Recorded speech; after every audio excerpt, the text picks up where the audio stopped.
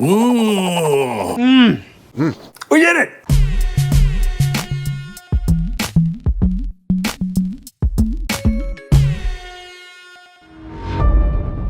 In a world where burgers reign supreme, three amigos set out to clone the most iconic fast food burgers of all time. The Burger Illuminati is back at it again, and this time we're paying tribute to three burger titans: the McDonald's Big Mac, the White Castle Slider, and the In-N-Out Double Double Animal Style.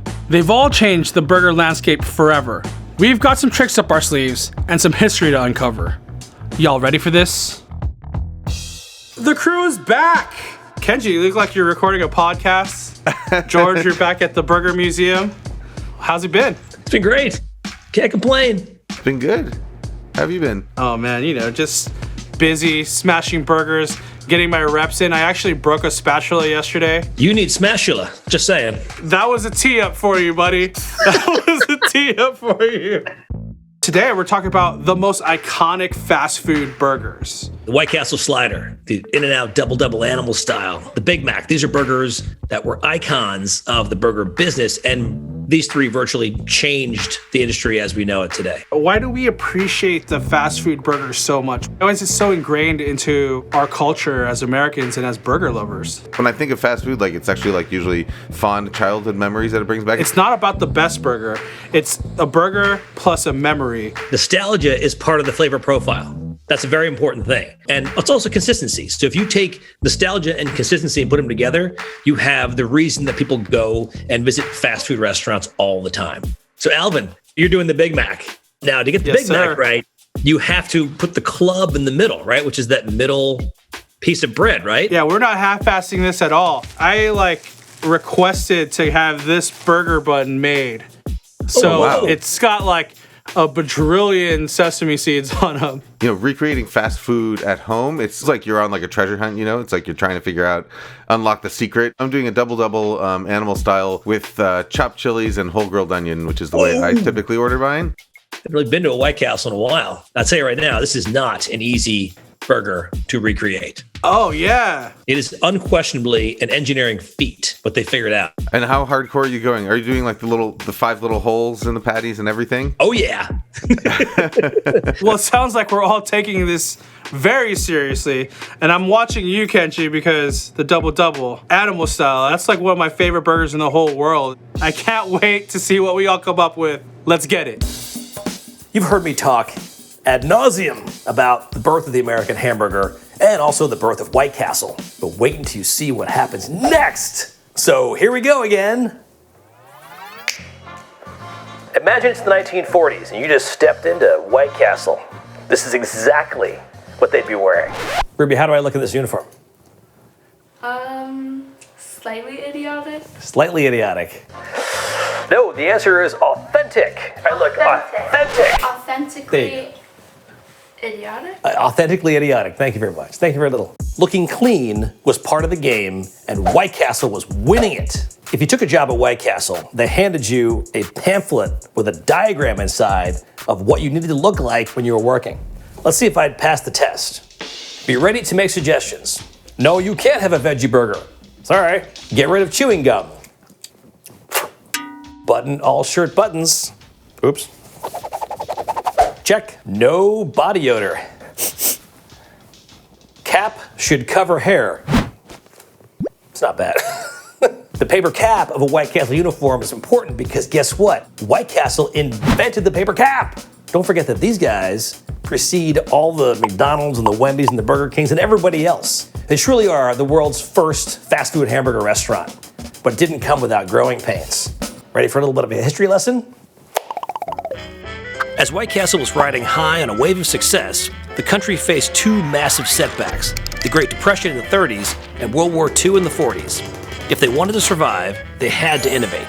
When government mandated beef rationing in 1943, White Castle became the first burger chain to stockpile meat to avoid supply shortages. And to make up for lost revenue on meatless days, they also became the first burger chain to start selling French fries.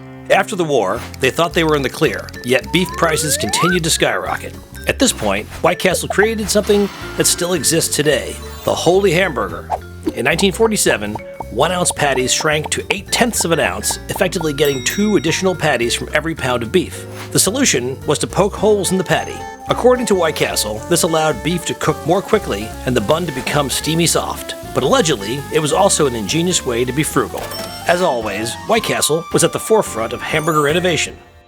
You ready to make a White Castle slider? A real White Castle slider? Let's do this! It's not just the uniform. I did a lot of work to get this right. It's an engineering project, not so much a recipe. It's all about method. Notice the tank? That's because this is the tank from the last episode where we talked about the dawn of the burger. Well, White Castle actually still today uses a tank. You ever notice everything at White Castle is square? There's a reason for that. They invented the first fast food hamburger model, and they did that by standardizing the size of the bun. Buns were made in sheet pans, and they were square. Another wartime rationing victim was fresh onions. They would rehydrate dehydrated onions in water and throw this onto the flat top. In the 1940s, a White Castle operator in New York City devised the method, which became known as the New York style, of steaming patties on a bed of onions. It sped things up, made things faster. And then another operator in Ohio figured out if you poke holes in the burger, it would actually help to steam the burger. And a whole new method was born. You can use a straw. I used a hollowed out ballpoint pen. Seems to work just fine. 5 holes. Okay, we're done. Oh my God. White Castle takes the patties and they put them onto this bed of onions. They take the buns, they take the heel of the bun, they put that down on top of the raw patty, which I think is very strange, but trust me, this works. And we're causing lots of smoke here, I think. Whoops. And so what's happening right now is this environment of onions and beef grease and water that is steaming the buns, steaming the burger patties. Whoo! Hey, that smells pretty authentic, by the way. This is like 2 a.m. in my hometown growing up right here. And one thing I've learned about White Castle sliders is that they don't get flipped. They cook in place. These are ready to go. Wow, just like at White Castle, they cook like that, like nothing. Comes off like that. See that? The bun goes underneath, pinched. Ah, yay, it's hot, yay, hi. Faster than that. See, pinch and pull. It's a pinch and pull. Look at that. A very tiny piece of American cheese on top. Mustard mustard underneath. Shit. The mustard. Sorry, I made a mess. And then a pickle. Oh shit. Jesus. Poke it. Ow shit. Keep rolling. Oh shit. Oh no, my uniform's not clean anymore. Everything's falling apart. Wardrobe. Oh, that's my face. You made my face.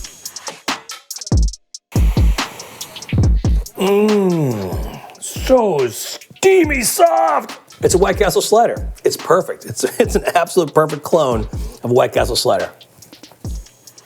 Oh my God. We did it. We fucking did it. Wow. That is so fucking good. That is so good. If you were a customer in the 1940s at White Castle and you wanted a slider, that's exactly what you'd get. One of the most important hamburgers in hamburger history. Take it away, Alvin. Ladies and gentlemen, y'all know what time it is. Ba-da-ba. Wait, is that trademarked? Bada-bing bam boom, boop. Today, we're cloning one of the most iconic fast food burgers, the Big Mac. According to Wikipedia, in 2007, a McDonald's spokesperson said that the United States alone sold 560 million Big Macs in a year. That's 17 Big Macs every second. 34. 68. 68 Big Macs already. Don't ask me what's after 68. It has this crazy bun. Like, it's not just a typical bottom bun and top bun. There's a club level. You know me. I love the club. Hey, to the window, to the wall. Without further ado, it'll be my pleasure to show all of y'all how I make the Big Mac. Let's flip some patties. First thing we're gonna do, chiffonade. Don't be scared, it just means sliced lettuce, super thin. It creates a nest for the patties to live on so that it doesn't move around and pop out of your burger. So yeah, they definitely do this at McDonald's. We'll set that aside. Let's make some special sauce. The internet is wild about the Big Mac special sauce. But one thing is for sure, there's no ketchup in this sauce. So if you're putting ketchup in your Big Mac sauce, you're wrong, friend. After researching, after trying this 100 times, this is the Big Mac sauce that I've come up with. First things first, mayonnaise. All American yellow mustard. We're talking 3 parts mayo, 1 part mustard, 1 part caramelized onions, 1 part roasted garlic puree. This is just garlic cooked down in olive oil. 1 part relish, sweet relish, not dill. This is what gives it its legendary color, paprika, the sweet stuff. If you put smoked paprika, you fucked it all up. Sugar, and then my favorite, a tablespoon of pickle juice. Give that a nice mix. That's it. That's the one. I haven't failed you yet, so trust me on this. All right, we got our diced onions, shredded lettuce, our sauce. Ooh, important. You know I want that extra mile. We got the perfect seeded triple-decker burger bun, the crown, the heel, and the club. So let's cut it up. And if you can't get this, just get 2 bottom buns, mix it with the top bun, you'll be fine. You gotta butter your buns. 3 minutes on each side. Pro tip, secret burger tip, I have a tortilla press. The Big Mac patties are like not even an ounce. Put the patty in between the parchment and just give it a nice press. Voila. We're gonna hit it with some salt. 1 side only, these are super thin. Pepper, and then we'll fry these guys up. Put the patty seasoned side down, 1.5 minutes, 2 minutes on each side, and it'll cook all the way through. We're saucing the bottom bun. Don't get ridged pickles for this. It has to be smooth pickles, diced white onion on here, shredded lettuce. These are ready to flip. Ooh. Cold cheese on the bottom bun on top of the lettuce. And you're like, oh, Alvin, I like melted cheese better. Okay, fine. You want melted cheese? That's not how they do it at McDonald's, but you can pull a hot patty off of the grill and throw it right on top. We'll top that patty with the club level bun, hit it with more sauce, white onion, another wad of iceberg lettuce, top patty. Put the crown on to the Big Mac, and there you go. The iconic McDonald's Big Mac. Oh, there you go. The lettuce is dripping. Mmm, so good. I'm loving it. Boop. All right, Kenji, you're up. All right, thanks, Alvin. So today I'm going to be cloning one of my favorite burgers. It's a California icon. This is the In-N-Out Double Animal Style with a whole grilled onion plus chopped chilies, which is how I like to order it. To me, it's sort of the platonic ideal of a fast food burger. It's inexpensive. It uses high quality ingredients, fresh, and it's really sort of about that airplane. It's one of those burgers that's just really more than the sum of its parts, which is what I love about it. When you order your burger animal style, what they do is they swap out that raw onion for a pile of grilled caramelized onions. They also give you extra sauce, extra pickles, and they fry the burger patty directly in mustard on the griddle. In-N-Out has this sort of cult-like appeal to it. Because of the secret menu, you can highly customize their burgers depending on how you order them. You feel like you're coming up with like a little conspiracy with the guy who's taking your order. So the first thing we're going to do is our bun. So I'm going to start with a little bit of butter. One of the sort of hallmarks of an In-N-Out bun is that it's really well toasted, so it's like actually sort of crunchy when you bite into it. Next, we're going to move on to the spread, which is the other essential part of In-N-Out flavor. There's no official recipe that you can get anywhere, but you can look up the basic ingredients in their nutritional information, and then you can also do a little bit of math to sort of figure out what the ratio of those ingredients are. In-N-Out spread is essentially made from ketchup and mayonnaise along with some pickle relish and a little bit of extra sugar. And so the way I calculated this was I found that on their nutrition info, if you substitute ketchup for spread, you save 80 calories per sandwich. I mean, there's about 2 tablespoons of spread per sandwich, 15 calories from every tablespoon of ketchup, 80 calories from every tablespoon of mayo. So 15 times the percentage of ketchup in the ratio plus 80 times the percentage of mayo in the ratio is equal to 55 total calories, which is what you get per tablespoon of spread. From there, you can do a little bit of math, some simultaneous equations, and you find that the percentage of ketchup is 38%, percentage of mayo is 62%. In order to figure out the amount of relish, I washed some of the In-N-Out spread through a fine mesh sieve to see how much actual pickle stuff was left in there. And so from there, I got this very basic ratio of all the ingredients that go into the spread. Sometimes I'm okay just kind of winging it, and then sometimes I let the inner nerd get a hold of me, and then I end up going down these rabbit holes like this. So it's 2 tablespoons plus 2 teaspoons of mayo, 2 tablespoons of ketchup, 2 teaspoons of pickle relish, ½ teaspoon each of white vinegar, and sugar. And then you mix that together. The way I order it is animal style with an added whole grilled onion. You get 2 types of onion on there. You get chopped caramelized onions, and then a whole slice of onion like this. And they put it directly on the griddle, and they cook that next to your burger. You're also gonna need a slice of tomato, your hand leaf lettuce. It's iceberg, which is what you want because it has that crunch, it has that kind of sweetness to it. And let's check on our buns. Yeah, so you want those really nice crunchy edges. So at In-N-Out, they would use pre-pattied meat that's already sort of round and spread out, and they just go straight onto the flat top. I prefer to do mine smash burger style, and I really want to spread them wide. I want them to be slightly wider than the width of the bun.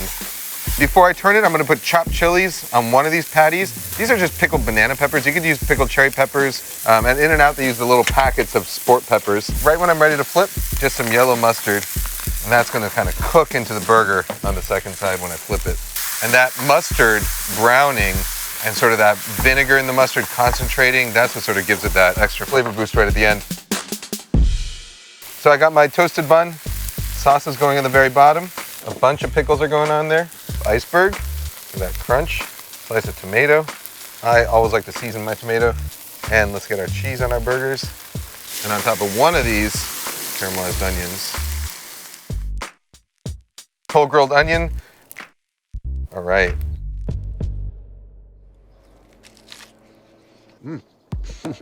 First thing you notice with this burger is actually texture. The crunch from the well-toasted bun, and then there's all that crunchy iceberg in there, and all the pickles as well. And then you've got the relish in the spread, and you've got the chopped chilies on the burger itself. So it's got a lot of that sort of concentrated vinegary flavor, and then of course sort of balanced out by all the sweetness of the caramelized onions and the whole grilled onion. I hope I made Alvin proud. While I have your attention, I thought I'd give a quick shout out to No Kid Hungry. It's a nonprofit that I've been working with, especially now. There are so many kids who are food insecure, don't know where their next meal is going to come from. And with parents, a lot of parents out of work, that problem has compounded in the last year. So head down to the description below and there'll be a link to my donation page there. So there you go. That was my In-N-Out double animal style with whole grilled onion and chopped chilies. And let's take it back to George and Alvin. Guys, that was amazing. I'm super hungry now. I want to try all of this. Well, we all got to cook today, which is great, but we also got to have a deeper understanding of hamburger history, which is important, I think. Very important. Huge. Huge. Yo, I'm so hyped to get everybody back together for this episode. Thank you so much. Till next time, guys. Thanks, Alvin. Later. Burger show, baby.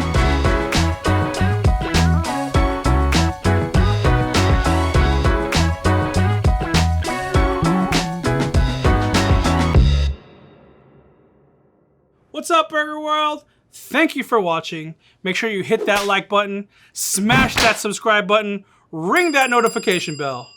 If not for me, for the burgers. I love you.